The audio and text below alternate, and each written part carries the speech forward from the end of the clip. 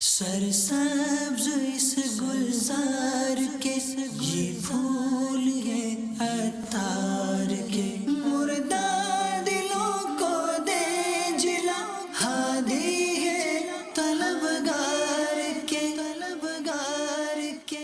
الحمدللہ رب العالمین والصلاة والسلام علی خاتم النبیین، اما بعد فاعوذ باللہ من الشیطان الرجیم، بسم اللہ الرحمن الرحیم، الصلاة والسلام علیک یا رسول اللہ وعلی آلک واصحابک یا حبیب اللہ، الصلاة والسلام علیک یا نبی اللہ وعلی آلک واصحابک یا نور اللہ۔ رسالہ ضیاء درود السلام پیج نمبر 2 سے، فرمان مصطفیٰ صلی اللہ علیہ وسلم، مسلمان جب تک مجھ پر درود شریف پڑھتا رہتا ہے فرشتے اس پر رحمتیں بھیجتے رہتے ہیں۔ اب بندے کی مرضی ہے کم پڑھے یا زیادہ۔ صلو علی الحبیب صلی اللہ علی محمد۔ جو ایک جہالت کا دورہ ہے، تو ہم دعوت اسلامی میں رہ کر کس طرح دینی کام کریں کہ وہ جہالت دور ہو جائے اور مساجد آباد ہوں، نمازیں پڑھنے لوگ آئیں اور دینی کام کریں، قرآن پاک کی تعلیم عام ہو۔ وہ کون سے اصول ہیں، کون سے مدنی پھول ہیں، آپ ارشاد فرمائیں کہ جو ہم سب مل کر ایک کوارڈینیشن کر یہ جہالت دور کر سکتے ہیں؟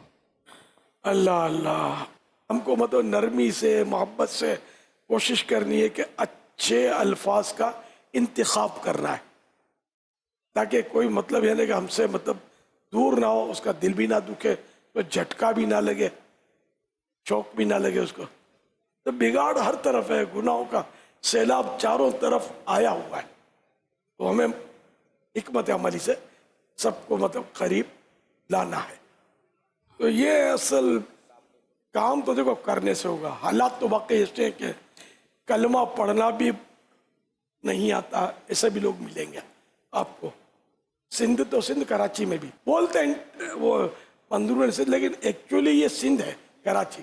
اور میں ان مانو کر سندھی ہوں کہ میں کراچی میں پیدا ہوا ہوں، اگرچہ ہم لوگ مہمان ہیں، ہمارے باپ دادے ہجرت کر کے آئے تھے، لیکن کیا دعوت اسلامی میں سندھی، پنجابی، پٹھان، اس میں کوئی تعصب ہے نہیں، سب ایک ہی ہیں ہم لوگ۔ جو عربی آقا کا کلمہ پڑھتا ہے ان کے دامن سے وابستہ ہے، ہمارے سر کا تاج ہے۔ اور اگر ہمارا سگا بھائی ہے اور اگر وہ آقا کا نہیں ہے تو ہمارا نہیں ہے، صلی اللہ علیہ وسلم، ہے نا، اپنا رشتہ ایمانی رشتہ مضبوط۔ خیر، تو یہ کہ کام تو کرنے کی ضرورت ہے، وہ کام کرنے سے ہوتا ہے، خالی کوڑنے سے نہیں ہوتا۔ ہم پہلے کوڑتے رہتے تھے کہ یوں ہونا چاہیے، یہ ہو گیا تو وہ ہو گیا، لیکن جب سے اللہ نے توفیق دی اور یہ سعادت بخشی اور موقع عطا فرمایا تو الحمدللہ آپ کے سامنے، تو آپ جب کریں گے انشاءاللہ کام، تو علم کا نور پھیلے گا، لوگوں کی جو معلومات کی کمی ہے وہ دور ہوگی، نمازیں درست ہوں گی، بے نمازی نمازی بنیں گے، اور عبادات کی جو غلطیاں ہیں وہ بھی دور ہوں گی۔ آپ کے اپنے جامعات المدینہ بھی مزید بھریں گے، مدارس المدینہ میں بھی مزید اضافے ہوں گے، مزید نئے نئے کھلیں گے جامعات المدینہ وغیرہ۔ انشاءاللہ یہ کہ کام کرنے کی تو بہت ضرورت ہے، اور اس میں ثواب بھی بہت ہے۔ امر بالمعروف ونہی عن المنکر، یہ تو ہمارا منصب ہے، اللہ پاک نے ہم کو یہ منصب عطا فرمایا، یہ اس کا کرم ہے۔ اب کوئی نبی تو آئے گا نہیں، اب یہ امت ہی کام کرے گی۔ ہم سب کو مل جل کر خوب کام کرنا ہے، جو بیان کر سکتا ہے وہ بیان کرے، مگر وہی شریعت کے مطابق جو ایک طریقہ کار ہے کہ عالم جو ہے وہ بیان کرے، بھلے زبانی بھی اگر وہ کرتا ہے اور اس کو 100% یہ مطمئن ہے کہ غلطی نہیں کر رہا، ٹھیک ہے۔ باقی عام مبلغ کے لیے ہماری طرف سے یہی ہے کہ وہ دیکھ کر بیان کرے جو علماء نے لکھا، تاکہ وہ غلطیاں نہ کریں، ٹھیک ہے نا۔ تو اس طرح مطلب کوشش کریں، درس جاری کریں، بارہ دینی کام کی دھوم دھام مچائیں، مدنی قافلے میں سفر اختیار کریں. سفر سے جو کام ہوتا ہے نا، بس 3 دن کا مدنی قافلہ آپ کا کسی گاؤں میں جائے گا نا، تو وہاں پتہ چلے گا کہ مسجد کو تالا ہے یا کیا. اگر تالا کھلا ہوا ہے، مسجد تالا نہیں ہے، تو پتہ چلے گا نمازی کتنے ہیں، پتہ چلے گا سب امام بھی نہیں ہے. یا تو یہ بھی ہوتا ہے کہ جالے لگے ہوئے تو لوگ اس کو مطلب خالی آرام کرتے ہیں یا پانی سے اپنے ہاتھ منہ دھوتے ہیں. نمازی بہت کم ہے. تو آپ کو تجربہ ہوگا اس کا. یہ سب جا کر آپ قافلے میں سفر کریں گے نا، مدنی قافلے میں، تو انشاءاللہ خوب کام کریں گے. تو اساتذہ کرام بھی مدنی قافلے میں سفر کریں، طلباء کرام بھی کریں، اور دیگر ہمارے اسلامی بھائی ہیں وہ بھی کریں. خوب مل جل کے انشاءاللہ آپ 12 دینی کام اٹھا لیں گے نا، تو انشاءاللہ یہ علم کا نور جو پھیلے گا، تو علم کا نور جب پھیلے گا تو اندھیرے دور ہو جائیں گے، روشنی ہر طرف ہو جائے گی انشاءاللہ. میرا آپ کی بارگاہ میں سوال یہ ہے کہ بعض اوقات لوگ قصے سنا رہے ہوتے ہیں کہ ہم نے جنات کو دیکھا ہے، اور ہم نے ایک عالم دین سے یہ بھی سنا تھا کہ جنات کے جو سب سے چھوٹے قد ہوتے ہیں وہ 60 فٹ کے ہوتے ہیں. 60 فٹ کے 60 فٹ کے ہوتے ہیں جنات کا سب سے چھوٹا قد. تو کیا سنا ہے واقعی؟ آپ؟ جی، سنا یا پڑھا ہے؟ ایک عالم دین سے سنا تھا. عالم دین تھے وہ، جی، مسجد کے امام بھی ہیں. امام ہے یا عالم دین ہے؟ یا عالم وہ بھی ہیں. عملیات کرنے والے بابا جی؟ نہیں بابا نہیں ہیں، عالم دین بھی ہیں اور مسجد میں امام بھی ہیں. تو وہ بیان کر رہے تھے، انہوں نے بیان کے اندر بیان کیا تھا کہ جنات کا جو سب سے چھوٹا قد ہے وہ 60 فٹ کا ہوتا ہے. بڑے سے بڑا، آسمان سے اوپر یہ تو سر ٹکرا جائے کیا ہو. پھر سوال یہ ہے کہ کیا واقعی ایسا ہے کہ جنات کے قد اتنے؟ اسی لیے پوچھ رہا تھا کہ کہنے والے کون. گوشت فروش پہ بیٹھا تو نہیں نا، ڈر جائے گا کہ گوشت فروش کے جو کپڑے ہوتے ہیں نا، یہ لٹکے اور جنات اس پہ لٹک جاتے ہیں. ابھی 60 فٹ کی تو چھت پھاڑ دے گا یار، یہ کہاں نکل جائے گا. تو جنات کو دیکھا کس نے جو قد کی پیمائش کرے گا. آپ کو ہو سکتا ہے غلط فہمی ہوئی ہو، یہ بھی ہو سکتا ہے. خیر، اصلی صورت میں جن کو کوئی نہیں دیکھ سکتا ہے نا. جن کا لفظی معنی ہے غیبی مخلوق، چھپی ہوئی مخلوق. یہ نظر نہیں آتے. قرآن کریم میں بھی ہے کہ شیاطین تمہیں وہاں سے دیکھتے ہیں کہ تم انہیں نہیں دیکھ سکتے. خیر، تو جنات کو اصلی روپ میں نہیں دیکھا جاتا، البتہ یہ کہ کبھی کبھی یہ نظر آتے ہیں، تو یہ ان کی اصلی صورت نہیں ہوتی. یہ مختلف صورتوں میں آئیں گے. کبھی سانپ صورت بن جائیں، کبھی کتے کی، کبھی چھپکلی کی صورت میں آئیں گے. اس طرح بھی ہوتا ہے. تو جہاں تک میری معلومات ہے، اصلی صورت جو بے آئینے ہی اس کی صورت ہے، وہ نہیں دیکھ سکتے ہیں. اللہ جس کو دکھائے، اپنے محبوب کو دکھائے کہ جن سورہ جن موجود ہے قرآن کریم میں، وہ مطلب کہیں میں نے پڑھا نہیں ہے 60 کا.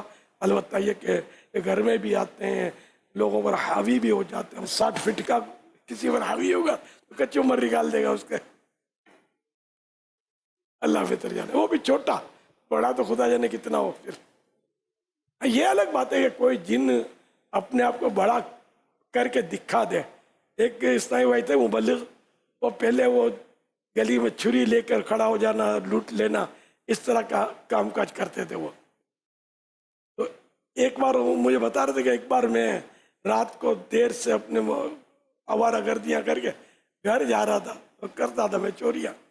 تو میں نے دیکھا ایک بکری کا بچہ کھڑا ہوا تھا. میں نے کہا یار یہ رات کے سناٹے بکری کا بچہ چھوٹ کے آ گیا ہے، چلو اٹھا لیتے ہیں. بولا میں اٹھا کے اس کو بغل میں داپ کر پوری نیت سے کہ میں اس کو لے جاؤں گھر پہ. میں چلا، کچھ دیر چلنے کے بعد میں نے ویسے ہی مڑ کے پیچھے دیکھا. تو مڑ کے دیکھا نا، تو جہاں سے اس بچے کو اٹھایا تھا نا، وہاں اس کی ٹانگیں جو تھی نا، یہ میرے ساتھ ہو گئی تھی. اتنی لمبی ٹانگیں. میں تو گھبرا گیا، چھوڑا اس کو، رکھا اور بھاگ گیا. یہ اس نے اپنا قصہ سنایا تھا. تو یہ جن جو ہے طرح طرح کی صورتیں بعض اوقات بنا لیتے ہیں، لیکن ہو سکتا ہے کہ ہر جن ایسا نہ کر سکتا ہو. اس میں بھی کئی قسمیں جنات میں، اور انسانوں سے ان کی آبادی زیادہ ہے. ایک روایت کے مطابق 9 گنا زیادہ ہے. اگر آدمی ایک ہے، انسان ایک ہے، تو جن 9 ہیں دنیا میں. 9 صلو علی الحبیب صلی اللہ علیہ محمد. 2 رکعت مکمل کر کے پہلے قاعدے میں اتحیاتوں کے بعد درود شریف کے بعد اللہم صلی علی محمد وعلی آل محمد تک جان بوجھ کر یا بھول میں پڑھنا یہ کیسا ہے؟ سجدہ سہو کرنا یا نماز ٹوٹ جاتی ہے؟ 4 رکعت ہی فرض پڑھ رہے ہیں یا 4 رکعت کی سنت موقدہ جیسے پڑھ رہے ہیں یا وطر پڑھ رہے ہیں نا، جی تو اس میں 2 رکعت کے بعد جو قاعدہ کیا اتحیات کو پڑھنے کے بعد درود شریف نہیں پڑھ سکیں گے. اگر بھول کر اللہم صلی علی محمد تک پڑھ لیا یا اللہم صلی علی سیدنا تک پڑھ لیا تو بھول کر پڑھا ہے تو سجدہ سہو کرنا ہوگا. جان بوجھ کر پڑھا ہے تو نماز دوبارہ پڑھنا واجب ہو جائے گی. واللہ تعالی اعلم ورسولہ اعلم عز وجل وصلی اللہ علیہ وآلہ وسلم. صلو علی الحبیب صلی اللہ تعالی علیہ صلی وسلم. اللہ علیہ وسلم. میرا نام سنی خان لودھی ہے اور فن شو بزنس سے میرا تعلق ہے. آج آپ کے دیدار کے لیے عارف باپو نے مجھے یہاں انوائٹ کیا اور آ کے دل کو جو تقویت اور راحت پہنچی ہے وہ میں لفظوں میں بیان نہیں کر سکتا. بس اپنے رب کا شکر گزار ہوں کہ آپ کے دیدار نصیب ہوئے. بابا جان میرا ایک بہت ہی چھوٹا سا ایکسپیرینس ہے اور آبزرویشن ہے جو کہ ورلڈ ریسرچ ہے. ورلڈ ریسرچ کے اندر پاکستان جو ہے وہ بالکل لاسٹ پوزیشن میں آیا ہے مطالعے کے اندر. تو کسی بھی قسم کی کتاب کا مطالعہ جو ہے وہ پاکستان 5 منٹ سے اوپر نہیں کرتا، پاکستانی عوام جو ہے ہماری. اور اس عوام کو اگر ہم گفٹ کی صورت میں کوئی بھی کتاب دیتے ہیں تو یہ لے کے بڑھنے کے لیے تو بہت جلدی پیش ہوتے ہیں، آگے بڑھ جاتے ہیں، کتاب کو ایز پر گفٹ لے بھی لیتے ہیں اور گھر لے جا کر کے 2-4 پیج بھی پڑھ لیتے ہیں. لیکن میرا کہنا یہ ہے کہ ہماری یہ قوم جو ہے یہ مطالعہ کیوں نہیں کرتی؟ یہ میرا ایک چھوٹا سا سوال ہے. آپ اندر آؤ گے نا دعوت اسلامی میں تو آپ کو پتہ چلے گا کہ کتنا مطالعہ ہو رہا ہے. بہت شکریہ، جزاک اللہ. ہر ہفتے ایک رسالہ ہماری طرف سے اعلان کیا جاتا ہے ہفتہ وار رسالے کا، اور اس کی میرا خیال ہے 250 سے اوپر یہ رسالے ہو چکے ہیں ہر ہفتے کر کے. تو اس کی کارکردگی جو ہے نا سننے پڑھنے کی، یہ آل ورلڈ یہ کبھی 25 لاکھ کبھی 23 لاکھ کبھی 27 لاکھ اس طرح کی آ رہی ہے. یہ ویکلی کارکردگی. اچھا کئی ایسے ہوں گے جو پڑھ سن لیتے ہوں گے لیکن کارکردگی نہیں دیتے ہوں گے. ذمہ دار اس کے کارکردگی وصول کرتے ہیں. ایک تو یہ، پھر ہمارا ماہنامہ یہ بھی بھاری تعداد میں شائع ہوتا ہے اور پڑھنے والوں کی بھی ایک تعداد ہے. اور میرے خیال میں جتنے بھی مذہبی ماہنامے پاکستان میں نکلتے ہوں گے ہو سکتا ہے کہ اس میں یہ فائق ہو، سب پر ہو سکتا ہے فرسٹ ہو. یہ ماشاءاللہ ہمارے یہاں مقبول ہے یہ ماہنامہ فیضان مدینہ. پھر یہ کہ دیگر کتابیں، یعنی ہمارے پاس ایسے طلباء کرام ہیں 30 جلدوں کی فتاوی رضویہ یہ پوری پڑھ لیتے ہیں. بہار شریعت کی 20 حصے 20 پارٹس، یہ اتنی ضخامت ہے اس کی، یہ پوری پڑھ لیتے ہیں. اس کے علاوہ دیگر آپ کو ایسے ملیں گے جو 100 کتابیں پڑھ لیتے ہیں، جو پڑھ چکے ہیں ہم. یوں الحمدللہ دعوت اسلامی میں مطالعے کا رجحان ہے اللہ کی رحمت سے. تو یہ کیا ایک کام ہے، ایک تنظیم ہے، اس میں شوق دلایا جاتا ہے تو یہ پڑھتے ہیں. تو انشاءاللہ دعوت اسلامی کا کام بڑھتا چلا جائے گا. تو یہ جو آپ کا وہ پوری دنیا میں آپ نے لاسٹ ہم کو کر دیا ہے، لیکن ہم ہار نہیں مانیں گے، نہ آپ کی اس تحقیق سے اتفاق کریں گے. ایسا نہیں ہے بابا جان، یہ پاکستان جاہلوں کا مجموعہ نہیں ہے. پاکستان میں پاک جگہ، ہزاروں لاکھوں علماء کرام پاکستان میں موجود ہیں. دنیا بھر میں پاکستان علماء بھیجتا ہے، ائمہ کرام بھیجتا ہے. یہ ملک جاہلوں کا ملک نہیں ہو سکتا. جس نے 5 منٹ کا وہ سروے تیار کیا ہوگا اپنے کو اتفاق نہیں اس پر، ایمان لانا کوئی ضروری تھوڑی ہے یار. نہیں اسی ہم نہیں مانتے بھائی. الحمدللہ پاکستان میں مطالعہ ہو رہا ہے، لاکھوں کروڑوں کتابیں چھپ رہی ہیں، بک رہی ہیں، اور یہ بہت بڑا بزنس ہے. کسی کو اگر شک ہو تو اردو بازار کا چکر لگا لیں. یہ کتابوں کی منڈی لاہور میں، کتابوں کی مشہور مطلب ہے، اور پھر الگ الگ دکانیں. پھر تعلیمی ادارے کتنے ہمارے پاس، زبردست تعلیمی اداروں کا تو ڈھیر لگا ہوا ہے. تو اس لیے پاکستان ان پڑھوں کا ملک نہیں ہے، مایوس نہیں ہے انشاءاللہ. بابا جان میں آپ کے اس جواب سے بالکل متفق ہوں، اور دل کو بڑی تقویت پہنچی آپ کی یہ بات سن کے. اور میری بڑی چھوٹی سی آبزرویشن آج آپ کو دیکھنے کی سامنے ہوئی ہے. میں نے آپ کی بہت ساری ویڈیوز دیکھی اور اپنی آبزرویشن شیئر کرنا چاہوں گا آپ کے ساتھ بھی اور تمام بھائیوں کے ساتھ، کہ جس طرح ہولے سے اتر آتا ہے چاند دریا میں، جس طرح ہولے سے اتر آتا ہے چاند دریا میں، اس طرح دل میں اترنا کوئی بابا جان سے سیکھے. امیر علیہ سنت سے میرا یہ سوال ہے کہ آپ نے 72 نیک اعمال کا رسالہ عطا کیا کہ باپا دیکھا یہ گیا کہ اکثر دن جائزے میں سستی ہو جاتی ہے. نیک اعمال کے رسالے سے کس طرح جائزے پر استقامت حاصل ہو سکتی ہے؟ کچھ مدنی پھول عطا فرما دیجئے. اور یہ رسالہ کتنا اہم ہے ہم سب کے لیے، اس حوالے سے بھی ہم سب کی رہنمائی فرما دیجئے. انسان بننا ہے نا تو نیک اعمال کا رسالہ پکڑ لیں، یعنی نیک انسان بننا ہے تو انشاءاللہ ایک نظر اس کو دیکھ لیں تو آپ کو پتا چلے گا کہ اچھا مسلمان بننے کے لیے اس میں کتنے پیارے پیارے نسخے، فارمولے دیے ہوئے. یہ جائزہ جو ہے نا، یہ محاسبہ اپنے اعمال کا کہ آج تو نے کیا کیا کیا. حضرت امیر المومنین فاروق اعظم رضی اللہ عنہ اپنے مبارک پاؤں پر درہ یعنی ہنٹر مار کر فرماتے تھے کہ اے عمر آج تو نے کیا کیا کیا ہے. اور بھی بزرگوں کے اقوال ہیں کہ اس سے پہلے کہ قیامت کے دن تمہارا حساب لیا جائے ابھی سے اپنا حساب کر لو. یہ جائزہ اپنے اعمال کا حساب کرنا ہے، جائزہ لینا ہے کہ میں نے کیا کیا کیا، کتنی نیکیاں کی، کم کیوں ہیں، گناہ ہوا تو ہوا ہی کیوں، آئندہ نہ ہو اس کا خیال، نیکیاں بڑھانے کا. تو یہ جائزے کے بغیر آپ آگے بڑھنا مشکل ہے، اس لیے وہ جائزہ تو لینا ہوگا. نیک اعمال کا رسالہ عمل کرنے کی صورت میں آپ انشاءاللہ الکریم اچھے مسلمان بن جائیں گے انشاءاللہ. اس کو اپنا لیجیے. بعض لوگ نا امام صاحب سے پہلے ہی رکوع اور سجدے میں چل جاتے ہیں، تو ان کے بارے میں کیا ہے؟ نماز میں امام سے پہلے مقتدی کا، یعنی اس سے پیچھے جو نماز پڑھ رہا ہے جماعت کے ساتھ، اس کا رکوع و سجود، رکوع میں سجدوں میں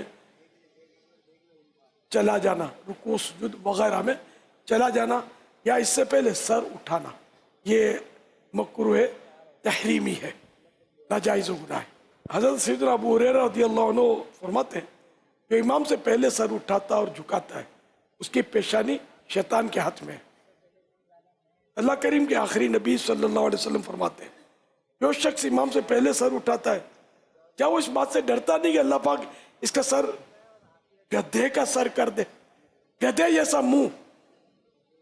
یہ واقعہ ایک محدث، یعنی ایک حدیث کے عالم تھے، ایک محدث حدیث لینے کے لیے ایک بڑے مشہور شخص کے پاس دمشق گئے.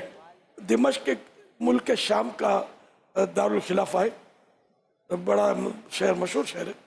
تو دمشق گئے، وہ عالم صاحب جو تھے وہ پردہ ڈال کر پڑھاتے تھے. مدتوں تک ان کے پاس بہت کچھ پڑھا مگر ان کا منہ نہ دیکھا.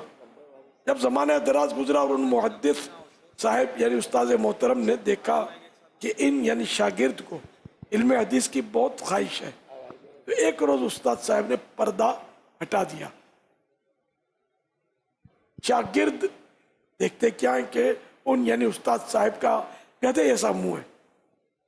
انہوں نے یعنی استاد صاحب نے فرمایا صاحب زادے دوران جماعت امام پر سبقت کرنے یعنی امام سے آگے نکل جانے سے ڈرو، کہ یہ حدیث جب مجھ کو پہنچی وہ گدھے جیسا منہ ہونے والی تو میں نے اسے مستبعد جانا، یعنی کہ یہ کیسے ممکن ہو سکتا ہے، اور میں نے امام پر قصدن یعنی جان بوجھ کر سبقت، جان بوجھ کر پہل کی تو میرا منہ ایسا ہو گیا جیسا تم دیکھ رہے ہو. سوال میرا یہ ہے کہ کتابوں میں لکھا ہے نماز کے حوالے سے کہ سجدہ سہو واجب ہو اور سجدہ سہو کرنا بھول جائے. جب تک کوئی منافی نماز کام نہ کرے یا مسجد سے باہر نہ ہو جائے تو سجدہ سہو کر سکتا ہے.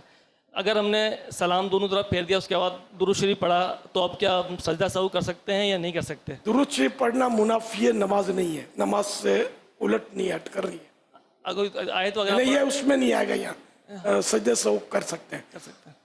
کلام کر دیا ارادتاً جان بوجھ کر وضو توڑ دیا، یہ منافی صلاۃ، منافی نماز. فعل نہ کیا ہو تب تک وہ سجدہ سہو کر سکتا ہے. اولیاء کرام کی جو بارگاہ میں ہماری حاضری ہوتی ہے تو ادب کے تقاضوں کو مد نظر رکھتے ہوئے ہمیں کس طرح سے حاضری میں پیش ہونا ہے؟ جزاک اللہ. ماشاء اللہ. دیکھو جتنی اس بزرگ کی ہمارے دل میں رسپیکٹ ہوگی، احترام ہوگا، اتنا ہی مطلب ہے خود بخود ادب کا ماحول ذہن میں بنتا چلا جائے گا. اب یہ کہ غوث پاک کا جو مقدس شہر ہے بغداد شریف، اس کا ادب تو ظاہر ہے کہ ہم لوگ تو ہیں، جو کچھ ہے غوث پاک کا ہے. تو غوث پاک نے جو ہم کو نوازا ہے اور اپنے نانا جان کے قدموں تک بھی غوث پاک نے ہم کو پہنچایا. ہم بچپن سے الحمدللہ غوث پاک کا ہمارے میمن لوگ ہیں نا، ہمارے یہاں غوث پاک کا زیادہ ذکر خیر ہوتا ہے. اور بڑے بوڑھے بڑی بوڑھیاں جا بیٹا غوث پاک کے حوالے. کیوں؟ جو پرانے مہمان ہیں نا ان کو پتا ہوگا بزرگوں کو، اب نہیں بولتی اتنا، پہلے بولتی تھی بڑی بوڑھیاں. تو ہم جب بغداد شریف حاضر ہوئے تھے اس دور کی بات کر رہا ہوں جب میں جوان تھا. ہم بغداد شریف میں شاید 2 بار حاضر ہوئے. ایک بار میرا خیال ہم 3 تھے اور دوسری بار ہم گئے تھے تو 11 تھے. یہ 2 بار جو مجھے یاد پڑتا یہ تعداد تھی. ہم مطلب وہاں ننگے پاؤں رہتے تھے بغداد شریف میں. تو ایک بار تو بچے جو تھے انہوں نے شاید کنکر ونکر بھی مارے اور یہ نہیں سمجھے کہ ننگے پاؤں. پھر ہماری داڑیاں، اور داڑیاں تو لوگوں کی اب جائیں گے تو پتہ چلے گا، سمجھے. تو اس طرح پھر ایک پان کی دکان، اس پان والے نے اس کو ڈانٹ کے بھگا دیا بچوں کو. ہم لوگ خوش ہو رہے تھے یار کہ غوث پاک کی گلیوں میں اگر کوئی کنکر مارتا ہے یا کوئی آوازیں لگاتا ہے. بغداد شہر دے میں ٹکڑے منگساں کرساں میراں میراں. تو اس طرح مطلب یہ کہ ہم کو مطلب لطف آتا تھا، سمجھے. اور ایک میرے کو ایسا ملا، کچھ ایک سے زیادہ تھی شاید، یا ایک ہم لوگوں کو ملا اور ننگے پاؤں دیکھ کر اس نے کچھ بولا کہ یہ ننگے پاؤں رہنا تو یہ وہ کر کے جو ایک بولی بولتے ہیں مخصوص طرح. اس کا طریقہ یہ بولا چھیڑ کے پھنس گیا تھا. عرب وہ شیوڈ تھا کہ یہ کس کا طریقہ ہے، یہ جو تو نے لباس پہنا یہ کس کا طریقہ ہے. میں نے 2-4 اس کے اپنے طریقے بتائے، ٹر گیا، جواب نہیں تھا اس کے بعد. تو یہ ایک ہی ایسا مجھے ملا اور ماشاءاللہ ادھر لوگوں کو. لیکن یہ کہ ہم لوگ جتنی محبت کرتے ہیں نا وہاں کے لوگ، یعنی کہ ایسے بھی دیکھے ہم نے کہ جیسے بابو شیخ میں غوث پاک کا مزار ہے. ایک کا دکا سے یاد پڑتا ٹکرے تھے کہ بابو شیخ کدھر ہے، ان کو پتہ نہیں تھا بابو شیخ کدھر ہے. اتنی مشہور جگہ تھی بابو شیخ، جہاں غوث پاک کا مزار، وہ علاقہ بابو شیخ کہلاتا ہے. یا آپ بغداد جاؤ گے تو وہاں آپ کو پتہ چلے گا. ابھی ہو سکتا ہے آپ کو بھی آپ کے لیے نئی چیز ہوئی ہے. تو غوث پاک سے محبت ہم کو بغداد شریف کی گلیوں میں پھراتی تھی. الحمدللہ اللہ وہ کر دن پھر لائے کہ ہم مرشد کی گلیوں میں گھومے پھرے. صلو علی الحبیب صلی اللہ علی محمد. مرشد کریم کی بارگاہ میں میرا سوال عرض یہ ہے کہ ایک شعر کے متعلق ہے، جب نہ خدا ہی چھپا تم پہ کروڑوں درود، طیبہ کے شمس و ضحیٰ تم پہ کروڑوں درود. یعنی چھپائی تو اس چیز کو جاتی ہے جو جسم ہوتا ہے. اللہ تبارک و تعالیٰ تو جسم و جسمان سے پاک ہے، تو اس شعر سے متعلق کیا ہے اور وضاحت فرمائیں. کوئی غیب کیا تم سے نہاں ہو بلا. یعنی یا رسول اللہ آپ سے اور کوئی غیب کیا چھپے گا. جب نہ خدا ہی چھپا تم پہ کروڑوں درود. یہ اعلیٰ حضرت کا شعر ہے. تو اس میں یہ کہ چشمان سر سے اس ظاہری آنکھوں سے صرف سرکار صلی اللہ علیہ وسلم نے اللہ پاک کا دیدار کیا معراج کی رات. یہ سرکار کا خاصہ ہے.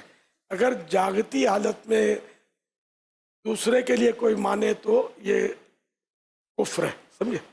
صرف سرکار صلی اللہ علیہ وسلم کے لیے جنت میں ہم سب مطلب آقا کے کرم سے جائیں گے تو اللہ پاک کا دیدار بھی کریں گے. ظاہری زندگی میں خواب میں تو ہو سکتا ہے اللہ کا دیدار, لیکن جاگتے میں نہیں ہو سکتا سرکار صلی اللہ علیہ وسلم کے علاوہ. ٹھیک ہے نا. اب اس میں بہار شریعت میں بڑی پیاری بات لکھی ہے. اللہ پاک سمت سے پاک ہے, ڈائریکشن سے, اوپر نیچے دائیں بائیں اس کے لیے نہیں ہے. جسمانیت بھی نہیں ہے. تو یہ کیوں کر دیدار ہوگا؟ تو بہار شریعت میں صدر الشریعہ رحمۃ اللہ نے لکھا ہے کہ جب دیکھیں گے تب کہیں گے. تبھی ہم یعنی یہ بعض باتیں ایسی ہوتی ہیں کہ جس میں بحث نہیں کی جاتی. یہ سرکار نے دیدار کیا, یہ حق ہے اللہ پاک کا, اور ہم بھی کریں گے, یہ بھی حق ہے جنت میں انشاءاللہ. تو یہ کہ جب دیکھیں گے تب پتہ چلے گا کہ وہ کیا ترکیب ہوگی. બાબા મારો સવાલ છે વઝુના હવાલાથી. હમણાં શરદી આવી ગઈ છે ને પાણીના આડું નલ ખોલે છે, ઠંડુ પાણી હોય છે, એટલે કે ગરમ પાણીની સવલત હોય છે. હવે એ પાણીને ઝાયા કરવું કે ભાઈ શરદી વધારે છે, ગરમ પાણીથી વઝુ કરી લઈએ, ઠંડુ પાણી ઝાયા કરે, તો એના બારામાં હુકમ છે. અહીં છે અજમાઈશ, મગર ઠંડા પાણીને આમ વેસ્ટ કરવાની ઇજાજત તો નથી, ઇસરાફ થશે. ઘરમાં એની તરકીબ એક પાઇપ મતલબ હાજી રઝાએ કોઈ તરકીબ બનાવી છે. તો એમ મતલબ એને કે અમે વાલ ખોલીએ ને તો પાણી જે જમીનમાં ટાંકો છે ને એમાં ઠંડુ પાણી ચાલ્યું જાય છે ને ગરમ પાણી આવી જાય છે. એમ પાણી વેડફવાથી ઝાયા કરવાથી અમે અલ્હમ્દુલિલ્લાહ બચવાની તરકીબ રાખી છે. હવે મસ્જિદોમાં આઝમાઈશ થતી હોય કે ઠંડુ પાણી અગર ફજરમાં બધાથી પહેલાં ગયા એ તો ઠંડુ પાણી આવશે. તો એટલે આ ઠંડુ પાણી या ઘરોમાં બી આ સિસ્ટમ તો હોતું નથી જમીનમાં ટેન્કમાં મોકલવાનો પાણી. તો કોઈ બાલ્ટી તપેલા રાખી લે માણસ, પહેલાં ઠંડુ પાણી નીકાળી લે તો ભાઈ ગરમ પાણી આવી જશે. આમ ગરમ પાણીથી વઝુ કરે, નહીંતર ઠંડા પાણીથી વઝુ કરે. હર વખત એવી ઠંડી નથી હોતી કે માણસ થીજી જાય. ઠંડી તો મેં જોઈ છે બગદાદ શરીફમાં. બગદાદ શરીફની ફજરનો વઝુ અમારો યાદગાર વઝુ હતો.